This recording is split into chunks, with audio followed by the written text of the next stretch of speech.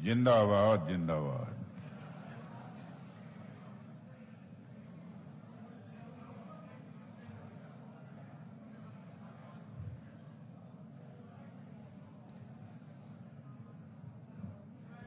झारखंड के बहुत ही डायनेमिक लीडर ऑफ अपोजिशन, ध्यान नहीं दिया आप लोगों ने। झारखंड के बहुत ही डायनेमिक लीडर ऑफ अपोजिशन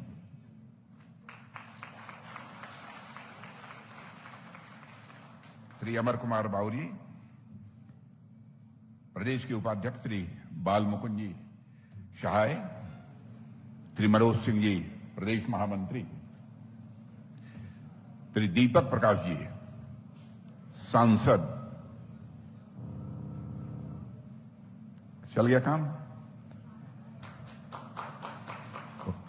वर्तमान के भी सांसद, और मेरी बात सच हो तो ताली बजाइएगा, आगे के लिए के भी सांसद, और वैसे ही हमारे श्री संजय जी सेठ राज्यसभा के सांसद, श्री समीर उरांव। समीर उरांव को आज बोलते हुए पहली बार मैंने सुना। संसद में बोलते हैं, लेकिन चूंकि हर समय हमारी उपस्थिति संसद में नहीं रहती है, डिप्टी लीडर हूं मैं लोकसभा का, लेकिन आज मैंने बहुत गंभीरतापूर्वक सुना है। और सामान्यतः जब कोई बोलता है तो मैं अपना मस्तिष्क केंद्रित करके बोलने वाले कि हर वाक्य को बहुत ही गंभीरतापूर्वक सुनता हूं। समीर उरांव जी आज बोले बहुत अच्छा, और हमारे मित्र, लंबे समय से हम लोगों ने इस झारखंड में काम किया है, ऐसे श्री रविंद्र कुमार जी राय, और यहां मौजूद हमारे सभी कार्यकर्ता बहनों एवं भाइयों, आप सब लोगों ने, लंबे अरसे के बाद मैं रांची आया। रांची में लंबे समय तक पहले मैं रुका हूं। गवर्नर हाउस के सामने मैंने कार्यकर्ताओं को लेकर धरना दिया है, प्रदर्शन किया है, और पूरे रांची क्या पूरे झारखंड के कोई जनपद, शायद ही कोई ऐसी विधानसभा क्षेत्र बची हो जहां की मेरा जाना न हुआ हो और मेरी सार्वजनिक सभाएं न हुई। मुझे बराबर झारखंड में ऐसा महसूस होता रहा है कि झारखंड के हमारे कार्यकर्ताओं के साथ हमारा पारिवारिक रिश्ता है, और लंबे अरसे के बाद मुझे आने का अवसर मिला तो मुझे सुखद अनुभूति हुई। इसके पहले मैं चतरा की सार्वजनिक सभा को संबोधित करने के बाद आप सभी कार्यकर्ताओं के बीच यहां पर उपस्थित हूं। अभी ये बतला रहे थे हमारे बाल मुकुंद जी कि मैं भारतीय जनता पार्टी का जिलाध्यक्ष भी रहा हूं, प्रदेश अध्यक्ष भी रहा हूं, राष्ट्रीय महामंत्री भी रहा हूं, और दो बार पार्टी का राष्ट्रीय अध्यक्ष भी रहा हूं।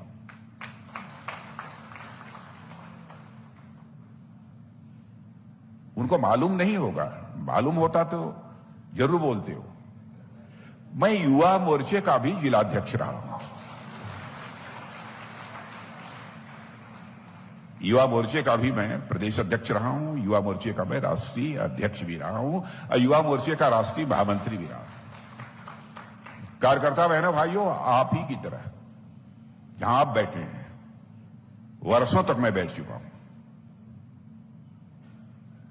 ये भारतीय जनता पार्टी ही हिंदुस्तान की इकलौती पार्टी है जो कि धरातल पर काम करने वाले, गांव में काम करने वाले कार्यकर्ता को दो बार पार्टी का राष्ट्रीय अध्यक्ष बनाती है। मैं देखता हूं कि कभी कभी कार्यकर्ता को टिकट नहीं मिलता है तो बहुत निराश होते हैं, क्या होगा, हमारा भविष्य समाप्त हो गया।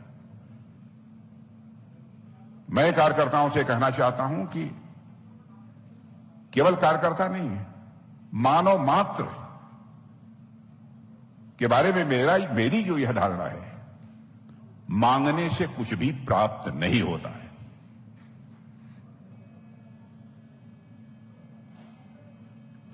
जो होना है वह होकर रहेगा। गीता में भगवान कृष्ण ने कहा है, कर्मणे वाधिकारस्ते कर्मणेवाधिकारेस्तु मा फलेषु कदाचन। ऐसे ही नहीं कहा है, वो परमात्मा का कथन है। और हम सभी कार्यकर्ताओं को अपने चित्त में यह बात बैठानी चाहिए। परमात्मा ने यह कोई छोटा अवसर हमको नहीं दिया है, चाहे मंडल अध्यक्ष के रूप में, चाहे बूथ अध्यक्ष के रूप में, अथवा जिलाध्यक्ष के रूप में। भारतीय जनता पार्टी जैसी एक राजनीतिक पार्टी के कार्यकर्ता के रूप में हमको काम करने का अवसर प्राप्त हुआ है। लोग ये कहेंगे कि सारी राजनीतिक पार्टियां तो एक ही तरह की होती हैं। भारतीय जनता पार्टी कौन सी एक विशेष प्रकार की राजनीतिक पार्टी है? मैं यह दावा नहीं करना चाहता कि हमारी राजनीतिक पार्टी में सारे लोग आपकी अपेक्षाओं की कसौटी पर पूरी तरह से खरे उतरेंगे, लेकिन अधिकांश लोगों के बारे में, नेतृत्व के बारे में मैं कह सकता हूं, एक नेता के संबंध में जो आपकी अपेक्षाएं होती हैं, हमारा हर नेता आपकी अपेक्षा की कसौटियों पर पूरी तरह से वह खरा उतरेगा।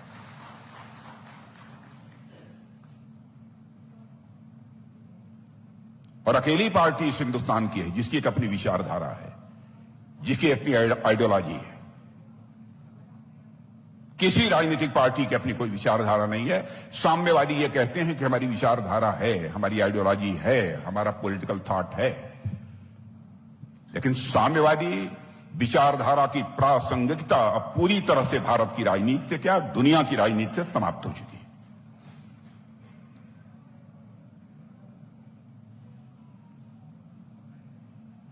ऐसी राजनीतिक पार्टी में हम लोग काम कर रहे हैं। और मैं कभी कभी देखता हूं कि आपस में ही खींचतान होने लगती है राजनीतिक क्षेत्र में।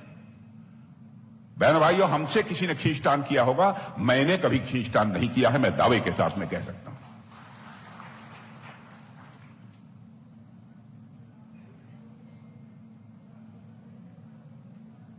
मैं पूरी सृष्टि का संचालन करने वाले विधाता परमात्मा की शक्ति पर मैं पूरा विश्वास करता हूं। देर कहीं हो सकती है, लेकिन विधाता के दरबार में कभी देर नहीं होती, अंधेर नहीं होती है। कभी देर तो हो सकती है, अंधेर नहीं होती है। लोग ये कहेंगे कि राजनीतिक कार्यकर्ताओं से आप आध्यात्म की बात कर रहे हैं। अध्यात्म की बात मैं इसलिए कर रहा हूं, वही कार्यकर्ता श्रेष्ठ होता है, वही कार्यकर्ता अपने जीवन में ऊंचाइयों को हासिल करता है जिसका मन बड़ा होता है। आदरणीय अटल बिहारी वाजपेयी जी कहा करते थे, छोटे मन से कोई बड़ा नहीं हो सकता, टूटे मन से कोई खड़ा नहीं हो सकता। कार्यकर्ता बहनों भाइयों, किसी भी सूरत में अपना मन मत टूटने देना, मैं यह अपील आप सबसे करना चाहता हूं। और यह सामर्थ्य यदि किसी के अंदर है तो आप जैसे कार्यकर्ताओं के अंदर है।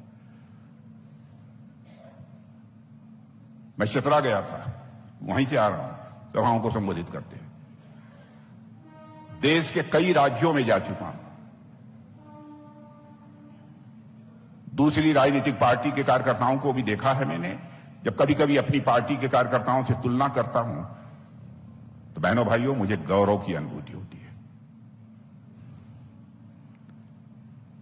आपके ऊपर जो जिम्मेदारी है, चुनाव का वर्ष है। चुनाव का वर्ष बहुत ही चुनौतीपूर्ण होता है। दिल खोलकर, पूरी हिम्मत के साथ, समय लगाकर, पूरी निष्ठा के साथ, मैं इस निष्ठा शब्द का प्रयोग जानबूझकर मैं कर रहा हूं, हमें लगने की जरूरत है। अब आप कहेंगे कि आपके ऊपर गुजरी होती तब आपको समझ में आता। ऐसे भी सोचने वाले लोग हैं, लेकिन आपको मैं बतलाना चाहता हूं, और हमारे समय के जो लोग हों आप उनसे जाकर पूछ लीजिएगा। मिर्जापुर भदोही संसदीय निर्वाचन क्षेत्र से जब मैं 18 महीने जेल से में रहने के बाद जब मैं बाहर आया था, एकाएक उस समय जनता पार्टी सारी राजनीतिक पार्टियों को मिलाकर बनी थी। उस समय मुझे टिकट मिल गया पार्लियामेंट का, 25.5 साल की उम्र, सिंबल मिल गया, जमा हो गया। मजिस्ट्रेट ने मुझे सिंबल अलॉट करने के लिए बुलाया, तभी फैक्स से हमारे अथॉरिटी लेटर का कैंसिलेशन ऑर्डर और एक फकीर अली अंसारी हुआ करते थे, राय नारायण सिंह जी के ग्रुप के, चौधरी चरण सिंह जी की पार्टी के, उनको टिकट मिला था। उन्होंने जमा किया, आक्रोश था, लेकिन उसके बाद दूसरे दिन ही चौधरी चरण सिंह जी की सभा थी, जनता में आक्रोश था, कोई अध्यक्षता करने को तैयार नहीं था। तो हमारे सीनियर लीडर्स ने कहा कि राजनाथ सिंह तुम अध्यक्षता करो चौधरी चरण सिंह की। मैंने कहा कि मैं 25-26 साल का, मैं क्या अध्यक्षता करूंगा? लेकिन उन्होंने कहा करो। मैंने कुछ बोलते हुए 3-4 मिनट के अंदर ही अंतिम वाक्य जो कहा था मुझे अच्छी तरह आज याद है, और पूरी तरह से मिर्जापुर संसदीय निर्वाचन क्षेत्र में यह प्रचलित वाक्य था। मैंने कहा था, जनता से अपील की थी, दुर्भाग्यवश मेरा नाम तो मतदान पत्र पर रहेगा ही, क्योंकि समय गुजर गया था, वापस नहीं ले सकता था। लेकिन किसी ने मेरे नाम के आगे मुहर लगा दी तो मैं समझूंगा कि मेरे मस्तक पर कलंक का टीका लगा रहा है। उसका परिणाम यह हुआ कि चौधरी चरण सिंह जी दूसरी राजनीतिक पार्टी के थे। उन्होंने हमारे जनसंघ के प्रदेश के नेताओं से कहा, चाहे जो कुछ भी हो जाए, मैं एक टिकट राजनाथ सिंह के लिए मांगता हूं।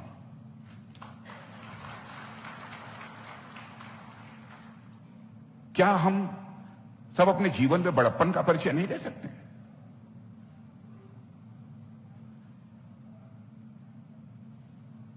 हर समय लोभ प्रलोभन में हम इतने कुंठित हो जाते हैं।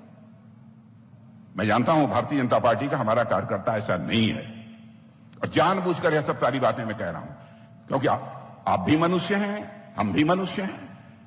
कभी कभी इस प्रकार के विचार मन के अंदर आते रहते हैं, इनसे बचें। बूथ कमेटियों की बैठक करिए, पन्ना प्रमुख जो है उनके साथ बैठक करिए।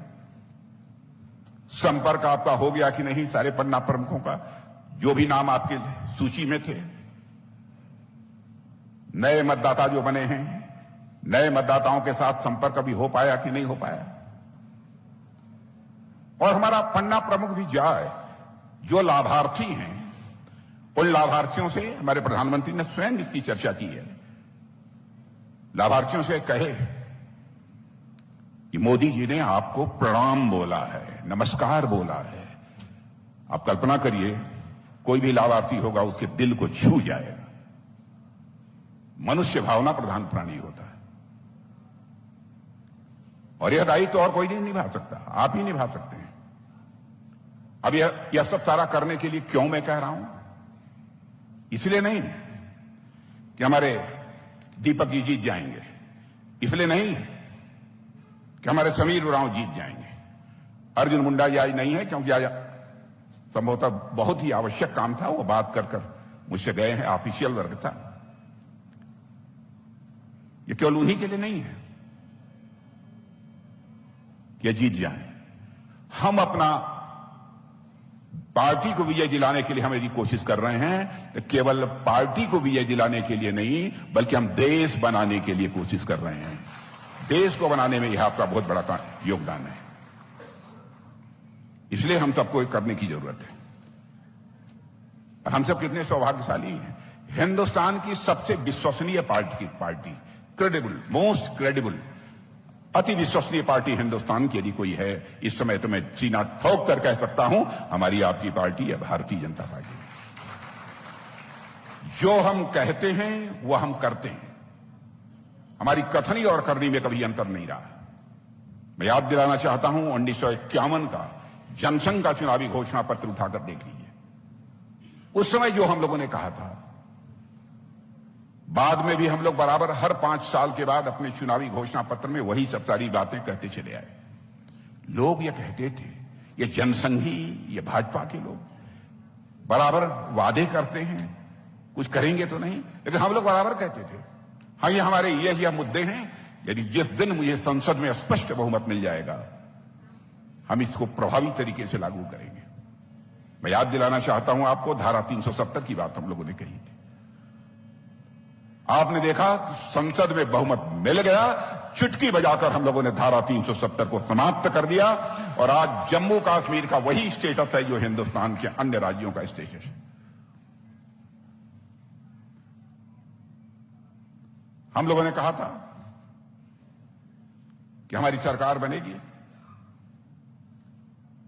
तो अयोध्या की धरती पर भव्य राम का मंदिर बनकर रहेगा। लोग ये कहते थे कि ये भाजपा वाले नारा लगाते हैं, राम लला हम आएंगे, मंदिर यहीं बनाएंगे। लेकिन इतना धोखा देते हैं लोग, राम लला हम आएंगे, मंदिर नहीं बनाएंगे, लेकिन तारीख नहीं बताएंगे। बहनों भाइयों, वह तारीख आ गई 22 जनवरी, रामलला की प्राण प्रतिष्ठा हो गई। और इस तरफ भी ध्यान दीजिए, रामलला की प्राण प्रतिष्ठा हो गई। रामलला कुटिया से निकलकर महल में आ चुके हैं। यह भारत में राम राज्य आने का संकेत हो चुका है। मेरे बहनों भाइयों, इस सच्चाई को हमें स्वीकार करना चाहिए। जो भी वादे किए सब पूरा किए। अब हम लोगों ने 3 तलाक की बात कही थी। लोग ये कहते हैं कि साहब हिंदू मुस्लिम धर्म में के संबंध में आप बोलने वाले क्यों होते हैं? अरे मैंने कहा, हिंदू हो, मुसलमान हो, ईसाई हो, पारसी हो, जैन हो, सिख हो, सभी तो भारत माता के ही बेटे हैं। हम क्यों नहीं चिंता करें? चाहे हिंदू की मां बहन हो, चाहे मुस्लिम की हो, चाहे ईसाई की हो, किसी की हो, उसकी मां बहन हमारी मां बहन है। यह भारत की परंपरा है। हम केवल वोट की राजनीति नहीं करते, हम केवल सरकार बनाने के लिए राजनीति नहीं करते, हम देश बनाने के लिए राजनीति करते हैं। हमें इस बात की चिंता नहीं है कि कोई वोट दे अथवा न दे, लेकिन माताओं बहनों का सम्मान सुरक्षित रखना यह हमारी नैतिक जिम्मेदारी है और अपनी इस जिम्मेदारी का हम निर्वाह करेंगे। और आपने देखा कि 3 तलाक की प्रथा को हम लोगों ने समाप्त कर दिया। जो कहा था सब किया है। हम लोगों ने कहा था भारतीय जनता पार्टी को जिस दिन केंद्र में स्पष्ट बहुमत के साथ सरकार बनाने का अवसर मिल गया, भारत तेजी के साथ आगे बढ़ेगा। भारत ही नहीं, आज सारी दुनिया इस सच्चाई को स्वीकार कर रही है कि भारत की प्रतिष्ठा अंतर्राष्ट्रीय जगत में बढ़ी है। दुनिया में मेरे बहनों भाइयों, भारत का कद बढ़ा है। पहले भी मैं विदेशों में जाता रहा हूं, आज भी मैं जाता हूं। पहले अंतर्राष्ट्रीय मंचों पर हम कुछ बोलते थे तो दुनिया हमारी बातों को जिस गंभीरता पूर्वक लेना चाहिए नहीं लेती थी, लेकिन आज यदि हम अंतर्राष्ट्रीय मंचों पर कुछ बोलते हैं, सारी दुनिया दोनों कान खोलकर सुनती है भारत बोल क्या रहा है। यह भारत की हैसियत दुनिया में बनी है। दुनिया के बड़े बड़े देशों के राष्ट्राध्यक्ष अब ये कहते हैं, अब इस सच्चाई को नकारा नहीं जा सकता, दुनिया में 21वीं सदी यदि किसी देश की होने वाली है तो भारत की होने वाली है। दुनिया के राष्ट्राध्यक्ष बोलते हैं। क्यों है ऐसा? अभी रशिया यूक्रेन की चर्चा कर रहे थे हमारे अमर कुमार बावरी जी। ये घटना की जानकारी मैं समझता हूं आप सबको होगी। रशिया यूक्रेन का युद्ध प्रारंभ नहीं हुआ था, दोनों तरफ से मिसाइल चल रही थी। हमारे बहुत सारे भारत के बच्चे वहां पर मेडिकल कॉलेज में पढ़ते थे, इंजीनियरिंग कॉलेज में मैनेजमेंट का कोर्स कर रहे थे। उनके माता पिता ने यह कहना शुरू किया कि प्रधानमंत्री जी, चाहे जैसे भी हो, हम लोग नहीं जानते, हमारे बच्चों को यूक्रेन से बाहर निकालिए। बहनों भाइयों, ये हमारे प्रधानमंत्री का कलेजा था, 56 इंच की छाती का यह करिश्मा था कि उन्होंने टेलीफोन उठाया, रूस के राष्ट्रपति मिस्टर पुतिन से बात की और यूक्रेन के राष्ट्रपति मिस्टर जेलेंस्की से बात की, और साथ ही दुनिया का जो सबसे ताकतवर देश माना जाता है अमेरिका के राष्ट्रपति मिस्टर बाइडेन से बात की। 4.5 घंटे के लिए रूस यूक्रेन का युद्ध रुक गया और हमारे 22,500 बच्चे वहां से भारत आ गए। यह है आज का भारत, यह है आज का भारत। दुनिया के राष्ट्राध्यक्ष यदि कहते हैं कि 21वीं सदी भारत की होगी तो ऐसे ही नहीं कहते। वो देखते हैं, समझते हैं चीजों। और यहां पर हम लोगों के ऊपर यह कहा जाता है हम लोग सांप्रदायिक पार्टी हैं। हिंदुस्तान की सबसे सेकुलर पार्टी, सबसे पंथ निरपेक्ष पार्टी यदि कोई है जो जाति, पंथ और मजहब के आधार पर भेदभाव नहीं करती है, वह अकेली पार्टी है, उसका नाम है भारतीय जनता पार्टी। क्यों कहते हैं? क्या हमारी सरकार की योजनाओं का लाभ यदि हिंदुओं को मिला है तो क्या मुस्लिम्स को, ईसाई को, पारसी को, इन लोगों को नहीं मिला है जो भारत के नागरिक हैं? कहां भेदभाव किया? विपक्ष के पास मुद्दों का अकाल है, मुद्दों का अकाल है ही नहीं मुद्दे उनके पास। इसलिए इस तरीके की बेतुकी वह बातें उनके द्वारा की जाती हैं। और मैं समझता हूं हमारे कार्यकर्ताओं के पास इसका जवाब है, वो दे सकते हैं। आर्थिक दृष्टि से भारत कितना मजबूत हो रहा है ये आपको बताने की जरूरत नहीं है, आपको एहसास हो रहा होगा। कांग्रेस बराबर यही नारा देती थी, हमारी सरकार बनाओ, हम गरीबी हटाएंगे। बहनों भाइयों, गरीबी हटी नहीं बल्कि गरीबी बढ़ती चली गई, गरीबों की संख्या बढ़ती चली गई। हम लोगों ने कभी नारा नहीं दिया कि हमारी सरकार बनाओ, हम गरीबी मिटा देंगे। करके दिखाया है। और मैं नहीं कह रहा हूं, नीति आयोग, दुनिया की बड़ी बड़ी फाइनेंशियल फर्म से सच्चाई को स्वीकार करती हैं कि मोदी जी के भारत का प्रधानमंत्री बनने के बाद 9 वर्षों में 25 करोड़ लोग गरीबी रेखा के बाहर हुए हैं। सबको मकान मिलेगा, मुफ्त दवा मिलेगी, किसानों को 6,000 रुपया सम्मान निधि के अंतर्गत मिलेगा। प्रधानमंत्री कहेगा गरीब घरों में भी टॉयलेट बननी चाहिए। क्या कभी किसी ने सोचा था? यह ईश्वरीय कार्य नहीं है तो और क्या है?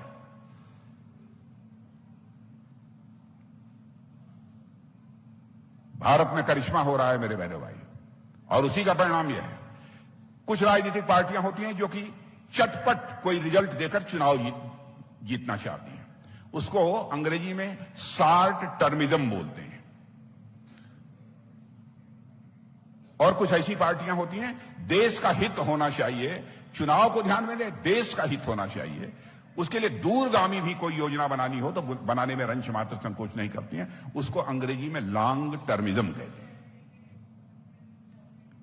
शॉर्ट टर्मिज्म में हम लोगों ने कभी विश्वास नहीं किया कि चुनाव आने वाला है और चुनाव में हमको विजय हासिल करनी है, जल्दी से इस काम को चाहे जैसे भी है थोड़ा बहुत करके जनता को संदेश दे दो ताकि उनका हमको समर्थन हासिल हो जाए। हमने देखा है भले ही हमारी नीतियां दूरगामी हों, लंबे समय के बाद इनके परिणाम मिलने वाले हैं। अच्छे यदि परिणाम मिल रहे हैं तो हम उसे लागू करेंगे। डीमोनेटाइजेशन का फैसला प्रधानमंत्री ने लिया, कितनी बहुत लोगों ने ऐसी नाराजगी व्यक्त की, आज उसके परिणाम सामने आ रहे हैं। जीएसटी लागू हुई थी, जीएसटी इतना हाहाकार मचा था, आज हर व्यापारी कह रहा है कि जीएसटी लागू किया है, बहुत सारे संकटों से हमको निजात मिल गई है।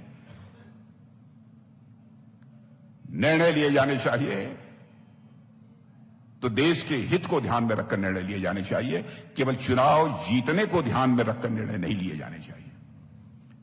अब कल एक रिपोर्ट हमारे पूर्व राष्ट्रपति श्रीमान रामनाथ जी कोविंद ने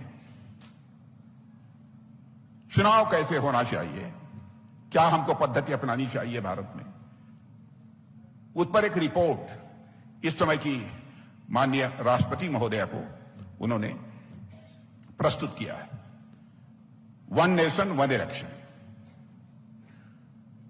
अब उसको लेकर भी हमारे विपक्षी दल शोर शराबा मचा रहे हैं। भाई बहस करो, चर्चा करो, कोई सुझाव देना हो सुझाव दो। यदि सारे इलेक्शन विधानसभा के लोकसभा के साथ होते हैं तो क्या यह तय नहीं है कि समय की भी बचत होगी, धन की भी बचत होगी, काम तेजी के साथ होगा? विपक्ष का मतलब यह नहीं होता है कि केवल आरोप के लिए आरोप लगाया जाए। मैं तो विपक्ष से भी अपील करना चाहता हूं, कृपया इस संबंध में भी वो बहुत ही गंभीरतापूर्वक विचार करें कि क्या करना। अब केंद्र में मैं यहां जानता हूं, यहां के झारखंड को नक्सलवाद से कितना बुरी तरह प्रभावित था। 2014 में मैं भारत का गृह मंत्री था। बहनों भाइयों, मैं दावे के साथ कह सकता हूं, उसके बाद नक्सलवाद जो कम होना प्रारंभ हुआ, काफी हद तक नक्सलवाद अब झारखंड से समाप्त हो चुका है। हमारे सरकार के काम काज का भी असर उनके ऊपर भी होगा, इसके प्रति मैं पूरी तरह से आश्वस्त हूं। वैसे हैं कुछ लोग कहते हैं एक आइडियोलॉजी, एक विचारधारा को लेकर हम चल रहे हैं, लेकिन ऐसे लोगों की दाल नहीं गलने पाएगी। मैं पूरी तरह से आश्वस्त हूं। झारखंड के बारे में एक बात और मैं कहना चाहता हूं आप लोगों से। मुझे लगता है कि आप लोगों को बधाई दे दूं। झारखंड हिंदुस्तान का अकेला राज्य है जहां का एक मुख्यमंत्री 2 दिन के लिए गायब हो गया था, ढूंढा जा रहा था। ये मुख्यमंत्री जी गए कहां? गवर्नमेंट की एजेंसियां तलाश रही थी, लेकिन उनका पता ही नहीं लगा। फिर प्रकट हुए। लेकिन आपके पूर्व मुख्यमंत्री मिल गए आप सबको, इसलिए आप सबको बधाई, समस्त झारखंड वासियों को बधाई। अब आजकल जेल के भीतर हैं।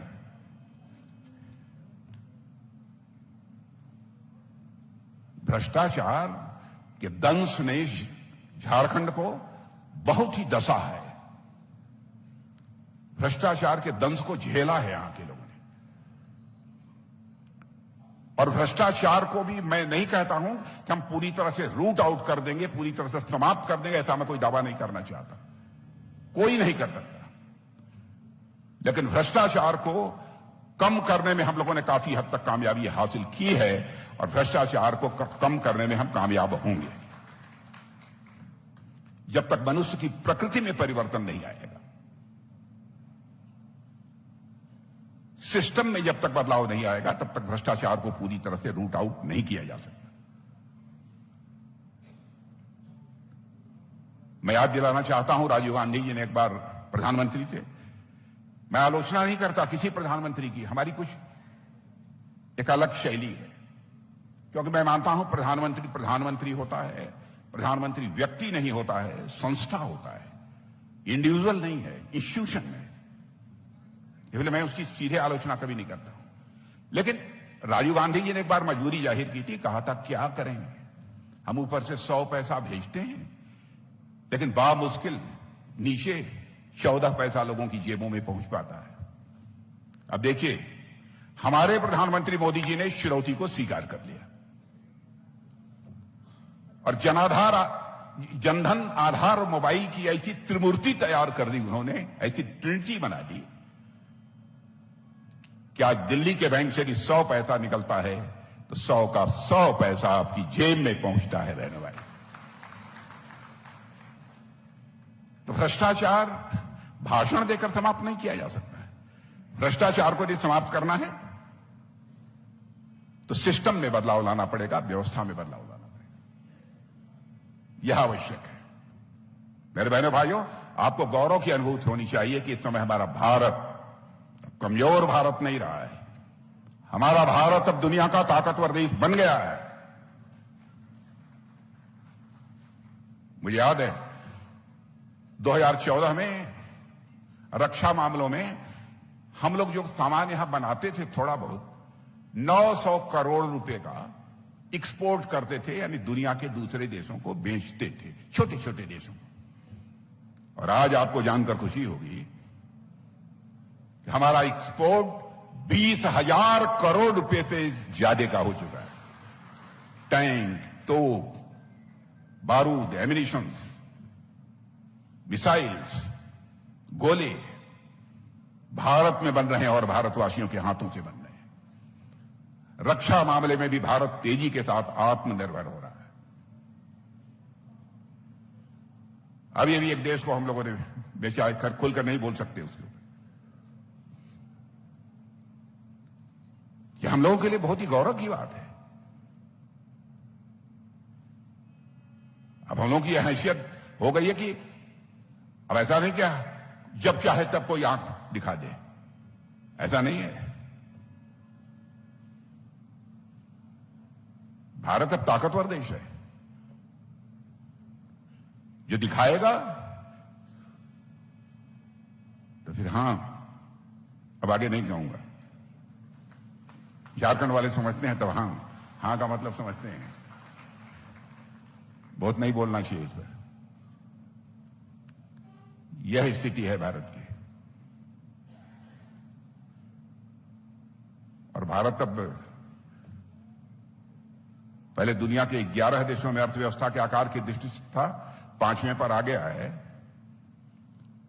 सुन लेना मेरी बात, मैं नहीं कह रहा हूं बल्कि दुनिया की बड़ी बड़ी फाइनेंशियल फर्म्स कह रही हैं कि जल्दी ही भारत 2027 आते आते दुनिया की टॉप 3 कंट्रीज में खड़ा हो जाएगा। भारत सुपर पावर बनने जा रहा है और 2047 तक भारत एक विकसित भारत बन जाएगा। यह है हम सभी लोगों का लक्ष्य। इसलिए मैं आप सब लोगों से अपील करने आया हूं कि बहनों भाइयों, पूरी ताकत लगाकर हम लोगों को चुनाव में विजय हासिल करनी है। किसी की किन्हीं बात को लेकर भी कोई नाराजगी हो, व्यक्तिगत नाराजगी हो सकती है, लेकिन कम से कम देश से तो आपकी नाराजगी नहीं हो सकती ना। हो सकता है किसी बात को लेकर आप संजय जी से दुखी होंगे, नाराज होंगे, समीर उरांव से किसी बात को लेकर दुखी होंगे, नाराज होंगे, अर्जुन मुंडा की बात को लेकर दुखी नाराज होंगे। अर्जुन मुंडा से हो सकते हैं, लेकिन देश से आप नहीं हो सकते, क्योंकि आप भारतीय जनता पार्टी के कार्यकर्ता हैं। इस सच्चाई को मैं अच्छी तरह समझता हूं। यदि कोई बात होगी तो मिल बैठकर हल कर लेंगे व्यक्तिगत। और इस सच्चाई को भी आप जानते हैं कि हम राजनीति करने वाले लोग जो भारतीय जनता पार्टी की राजनीति करते हैं वो जनता को जनार्दन मानते हैं। जनार्दन का मतलब समझते हैं? भगवान मानते हैं। जनता को जनार्दन मानते हैं। लेकिन कांग्रेस पार्टी अपने परिवार को जनार्दन मानती है। भाजपा और कांग्रेस के बीच मौलिक अंतर यह है। भारत एक नई सोच के साथ आगे बढ़ रहा है और नए भारत का निर्माण होते हुए हम प्रत्यक्ष अपनी आंखों से देख रहे हैं। इसलिए और तेजी के साथ हम सभी कार्यकर्ताओं को लगने की आवश्यकता है। यह मैं आप सभी लोगों से अपील करना चाहता हूं और इसी अपील के साथ आप सबको अपनी हार्दिक शुभकामनाएं देते हुए यहीं पर अपना निवेदन समाप्त करता हूं। बहुत बहुत धन्यवाद।